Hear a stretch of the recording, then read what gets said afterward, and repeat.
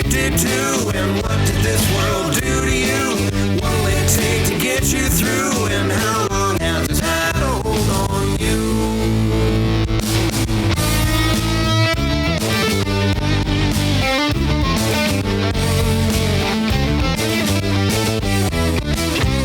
Hello, welcome to another edition of Addicted2. We're going to get connected. I got my good friend Manny here, and he's going to give us our wisdom here today. So, welcome.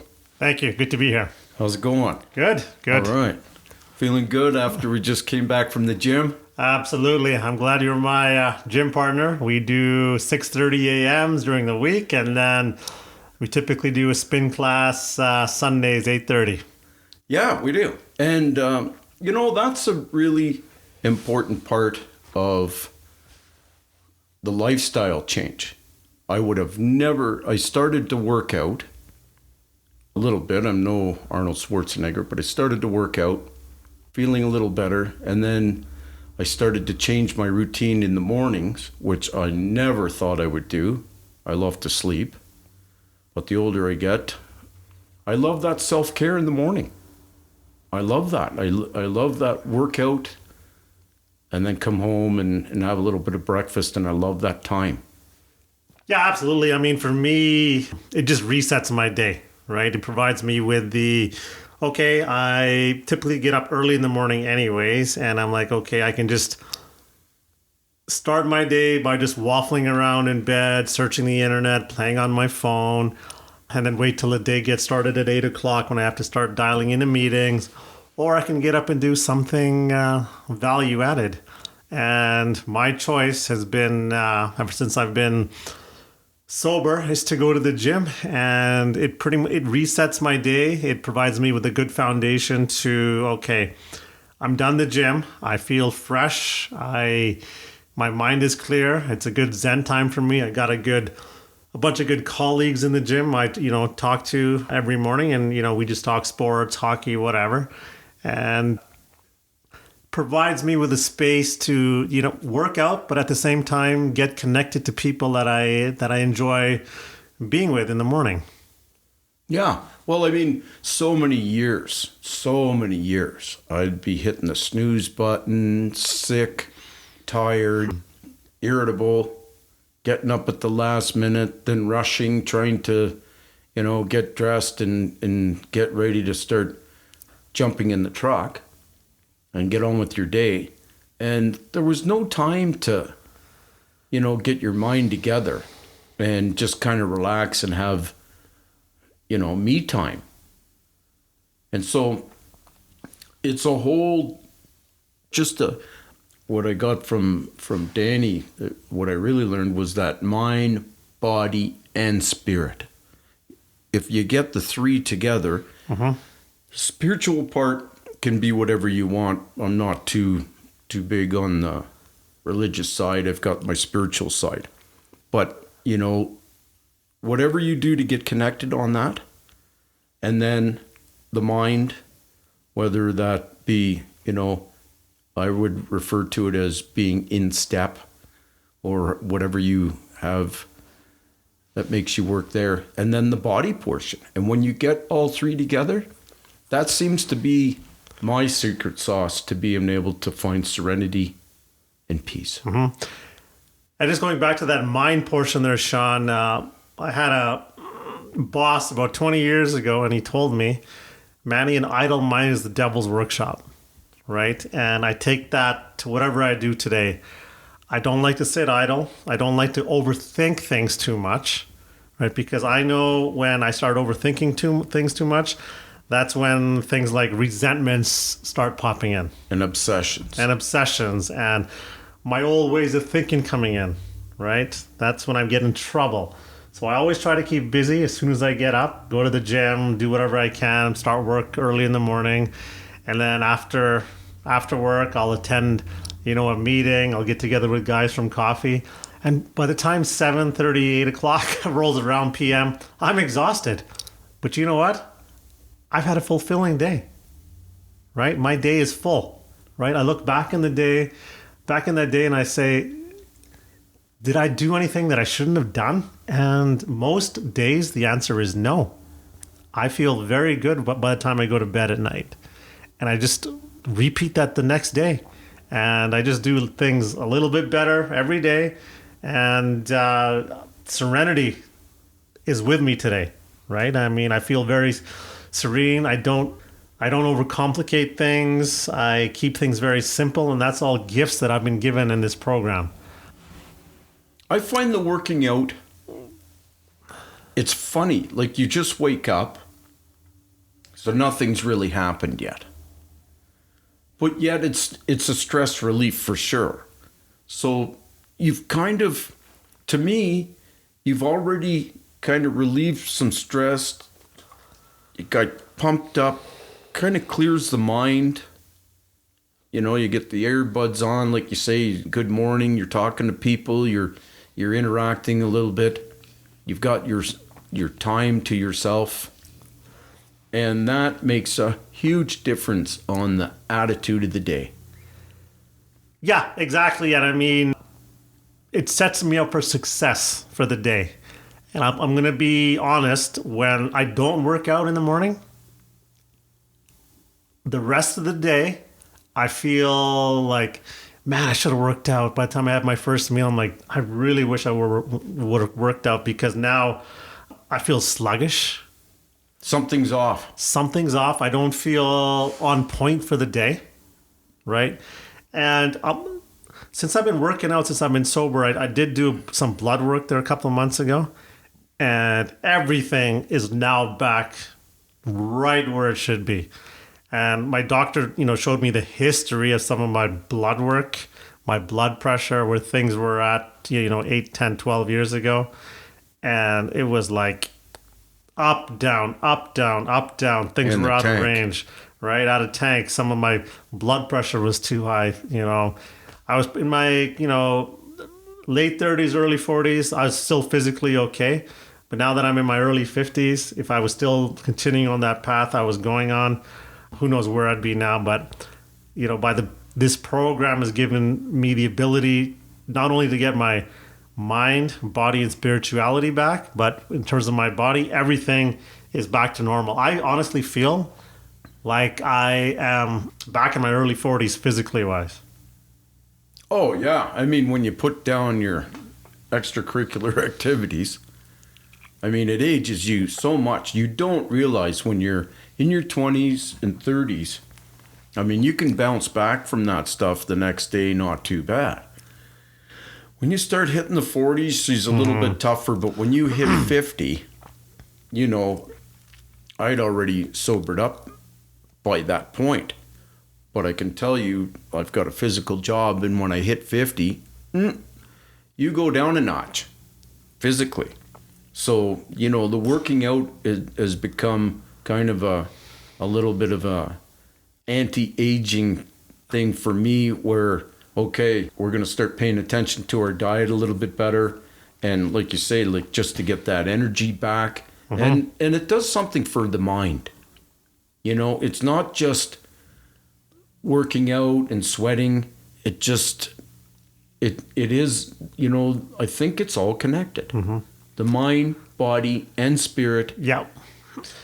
Yesterday I was at home and I was just doing a bunch of cleanup, and I came across these, the company badges that have your picture on it when you go into your ID that you go into. Because I used to work for some big oil companies, and I found one back when I used to work downtown Calgary, and I found a picture of that badge, and that was probably in my late 20s, early 30s, and I looked at that picture, and I'm like, this guy is overweight. He looks puffy. His eyes are glassy. And I called my daughter over, right? And I called my 16-year-old daughter over, and she's like, Dad, this isn't you, right? So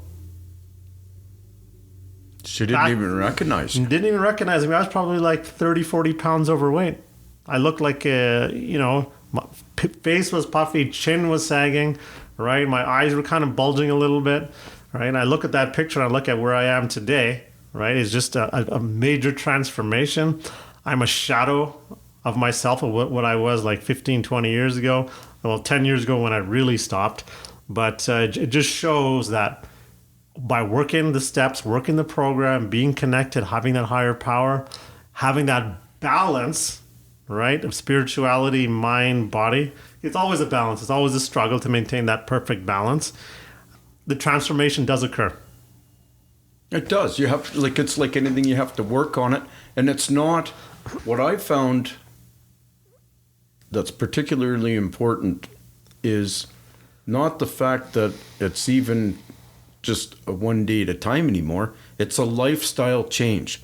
The diet and everything, whatever you're going to incorporate today, I'm going to try to repeat it tomorrow or learn from myself. It's not a competition.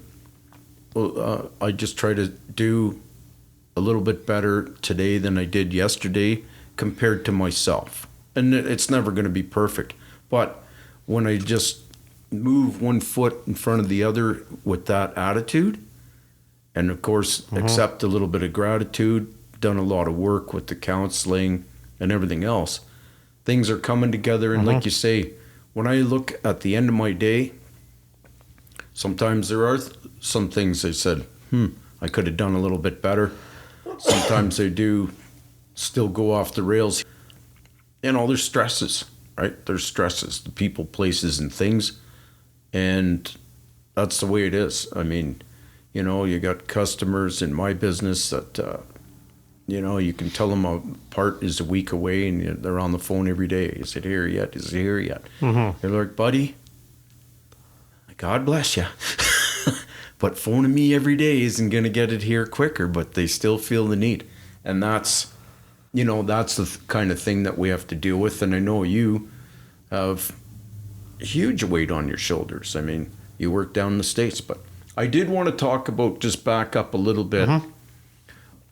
So how long was it before you came to your crossroads? What age were you when you finally, and what was, can you talk a little bit about? Yeah, sure. So my pretty much endpoint or crossroads was July 2017 during the Calgary Stampede.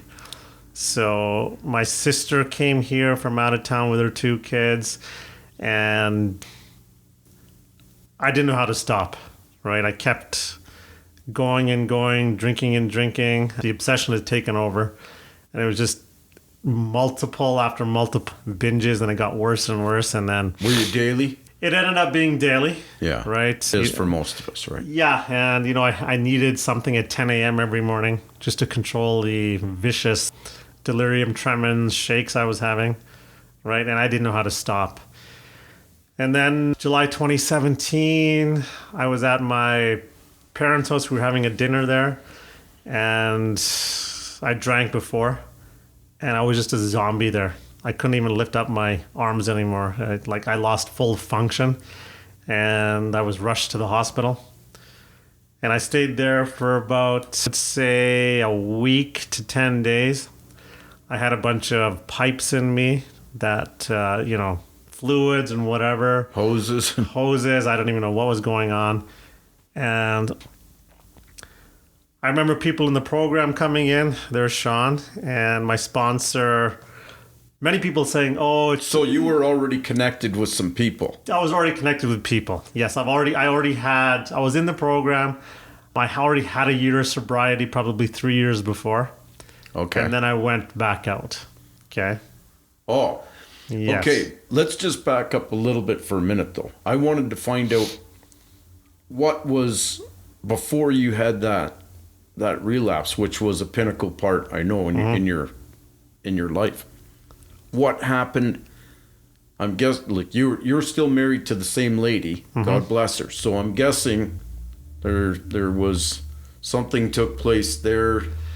I don't know, but usually the wife says, "Hey, you better don't let the sun go down on you with another drink in your hand, or something's gonna that kind of a thing." Yeah, I would say my early 30s to mid 30s, there were multiple incidents where, I showed up home. My kids and my wife didn't know who would be walking in that door, whether it would be somebody that was sober or somebody that was already blasted. So they were walking on eggshells for years. Yeah. And it says this disease affects 17 people indirectly, including your family, and I counted about 18 to 20 that it was starting to affect. I was getting calls all the time because I used to work out of town. Back then, the internet and FaceTime wasn't a big thing. So they would call me and just seeing if I was slurring my words. Right. Right. And they could tell pretty quick. My spouse could tell pretty much right away. My brother, he would start asking me some questions. Hey, what happened there? A few weeks ago? How was golf? And I forgot what we did together, right? And then he'd know. And then I'd come home, and then many times my bags were packed, and I'd go be living with my parents, just a few miles away. And then every time I'd come home to my parents, my mom would come give me a hug, and she would be literally moving her face into mine just to seeing if she could smell alcohol. Yeah. And many times she did. So, yeah. And did she talk to you about it? She didn't know what to do. They're older. And that's the thing, like, because people don't want to cause waves. Yeah. And so they live with it. And, the pain continues on. Yeah. But it's not their fault because they don't know, because if they do, of course, the first thing we're going to do is lie and deny, oh, I'm not that bad or whatever. Right? Yeah. So, for 4 or 5 years, it would be New Year's would roll around and I'd, tell my wife, new year, new me, let's go. Right. No more drinking. And then by February, my birthday, rinse and repeat. Right, I'd be back where I started, even worse situations. And then I ended up in a couple of treatment centers as well. Probably spent close to 25, 30,000 on treatment centers. So you were trying. I was trying, but struggling. I always admitted I was an alcoholic, right? But the acceptance part was very difficult for me, right? I still thought I could do it. Controlled drinking, right? And that's what usually gets most of us, because we want to live in the idea that this will just take a couple, 2-3 weeks, and then we'll straighten up, and then we can continue on later on. We don't have to make this change forever, right? And then none of us really wants to. None of us wants to deal with that because, like whatever it is, the addiction side of us says, listen, man, like you're not going to quit on me now, just for a little bit, and then we'll get back at it. Mm-hmm. That's not the way it works. So I tried changing what I drank from hard liquor to beer and then to wine. I did that cycle. I tried changing who my friends were. That didn't do it. I tried changing what time of day I drank. I'd only try to drink Fridays, Saturdays. And then, I'm playing hockey on Wednesdays. All the guys go out for beer after that. That's Wednesdays are okay.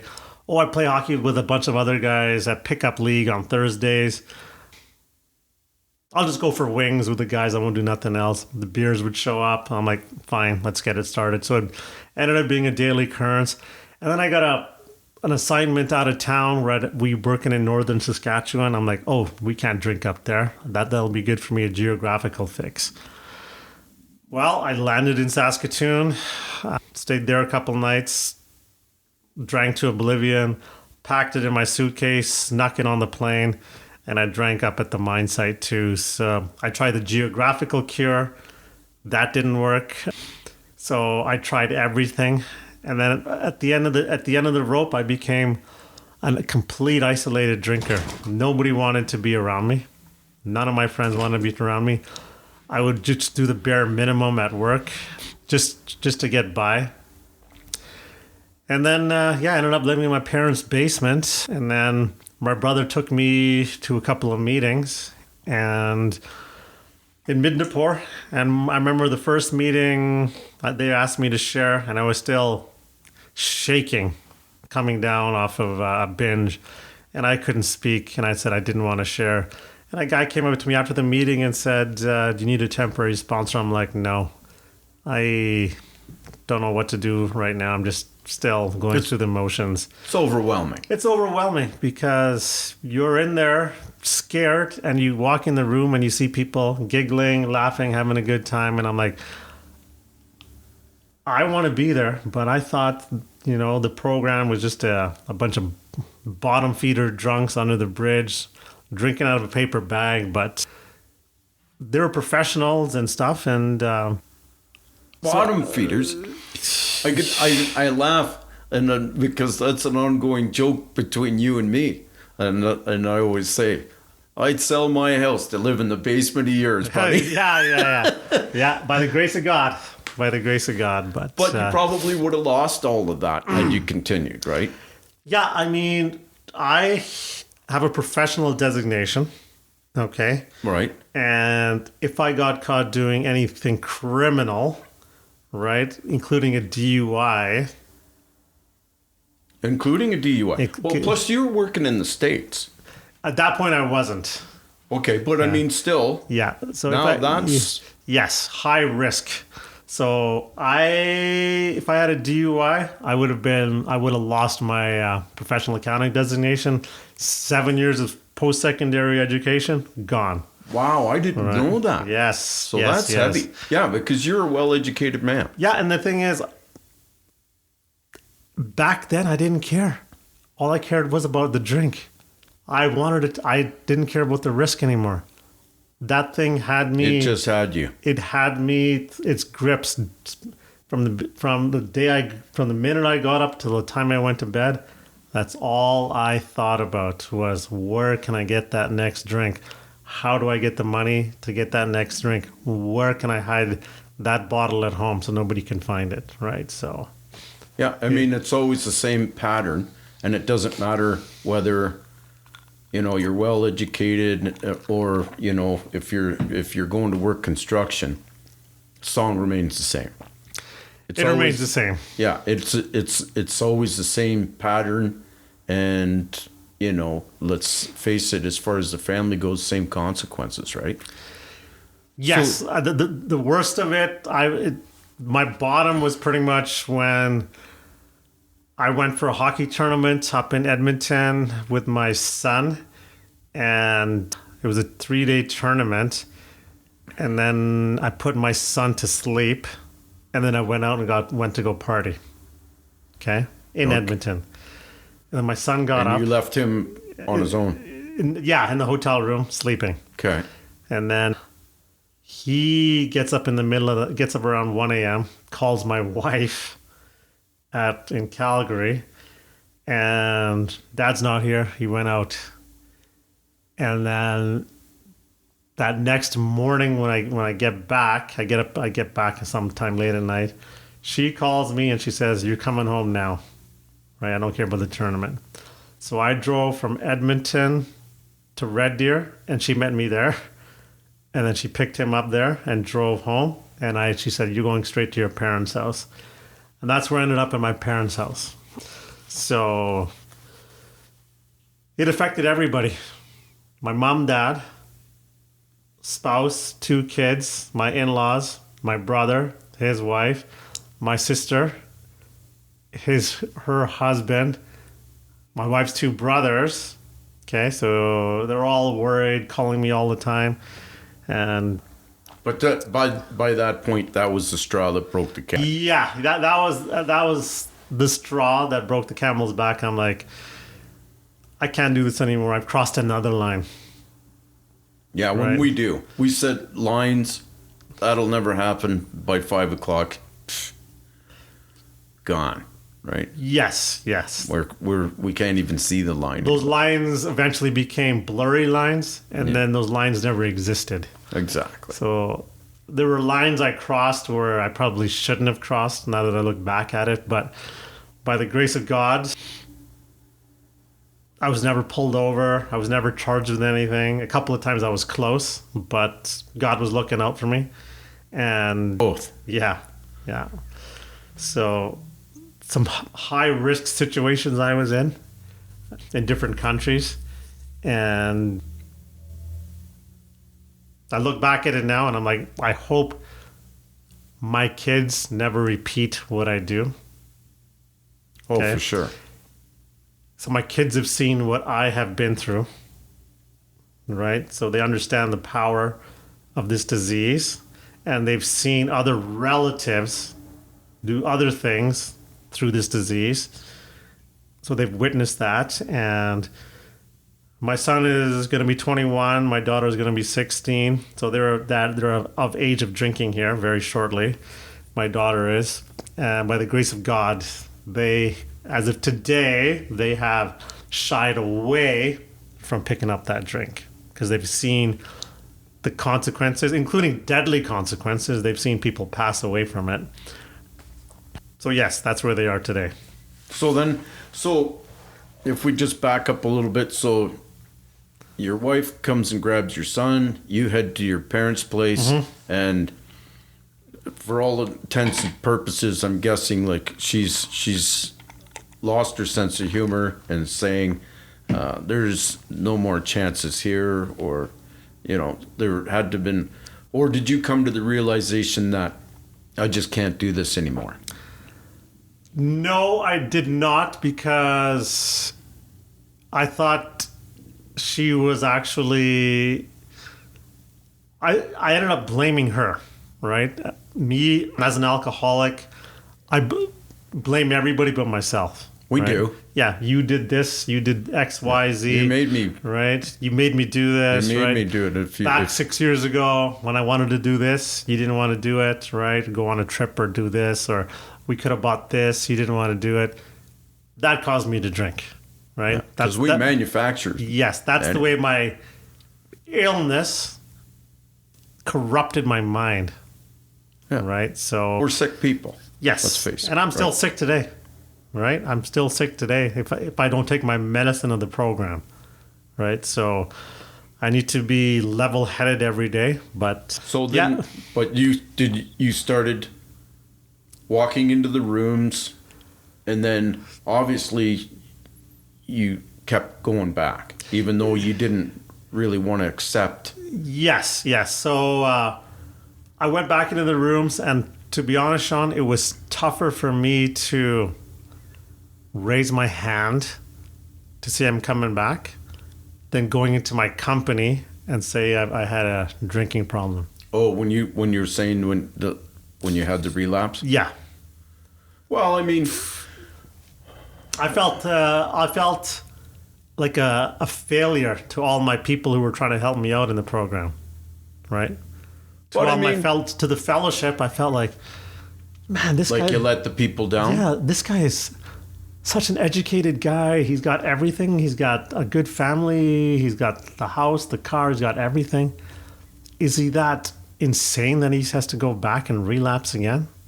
Like that's the way I thought people would think of me. Yeah, no, but my point of view that could happen to anybody at any time at a weak moment. But the whole point that we get connected basically is to give each other support and not to beat each other up, and not that we'd want to say, you know, it's okay, and, you know, encourage you to continue. But if something does happen, I mean, there is no blame or shame anymore. It's just the fact that lucky something didn't happen major. But I know in your case, I mean, you ended up in hospital. Yeah. So that was major enough that was cause for concern. So you came into the program and you had what, 2-3 years in? In that 2 or 3, I'd say I had 3 years in. I relapsed twice. I had 1 year full sobriety. Now, just if we're just going to talk about this for a minute, can you pinpoint any certain cause, reason, stress to cause you to relapse, or was it something that was building inside you and it was taking a grip again and it was driving you and you were obsessed with it again, and one day you just said, "Hell with this, man. I would say I thought in my mind I could still drink like the normal person. Oh, so you wanted Right. to see if you could Yes. go back. Yeah, I still see if I could go back, because I'm like, okay, instead of drinking 4 beers a day or, whatever, I'll try 1. I'll do some more controlled drinking. So why can't I be like the normal drinker? Just do 1 or 2 and stop. That's what I wanted to be. So I'm like, okay, I've got a year of sobriety now. Because you're like me. We're looking to get high. Yeah. 1 or 2 does Does nothing. No. Yeah. So that's why we can't, because we're looking for the payoff. And 1 or 2 isn't paying off, right? Nobody bets. You don't go to a slot machine and throw $20 in to win $5, right? You throw $20 in because, we want to win 1,000 or $2,000 or whatever it is. Exactly. So when you hit the button, right? And that's the same as with this. It doesn't matter. And even if we're feeling good on the 2 or 3, well, this could even get better if we just have a little more. And so that's why we can't do it. Yeah, exactly. Like my brother, he can have 2 or 3 years stop. Why can't I do that? Right? We're the same blood. I mean, my mom and dad have never touched a drink. My wife has never touched a drink. She's never touched a drink? No. And I'm like, I want to be like my brother. Just have 2 or 3 and stop. So I'm like, okay, let's try this one more time. And I'd have 2 or 3. At a party or whatever, and then something would trigger, that's obsession would trigger, and something would happen in me like, okay, Yeah, bring it on, let's go. exactly. There's no And stop button on You it. can't, no. There is no stop until I black out. You're like me. I'm a blackout drinker, Yeah. or I was, right? And the only way for me to stop is not to start, because if I start, there is no stop. But looks like we're out of time. Okay. So then we'll end this one, and then we'll come back for the next week and see how this story ends here. You bet, buddy. All right. Thank take you, her sir. easy.